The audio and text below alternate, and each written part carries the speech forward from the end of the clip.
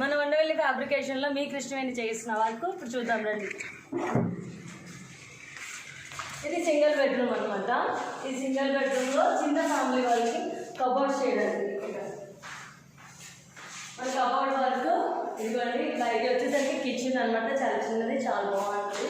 ఇదిగోండి ఇవన్నీ స్టోరేజ్ చేసుకోవడానికి. ఇవేమో కిచెన్ డ్రాస్. పెద్ద ఫ్యామిలీ అయితే 6 కిచెన్ డ్రాస్ పెట్టుకోవాలి, చిన్న ఫ్యామిలీ కాబట్టి వీళ్ళు 3 పెట్టుకున్నారు.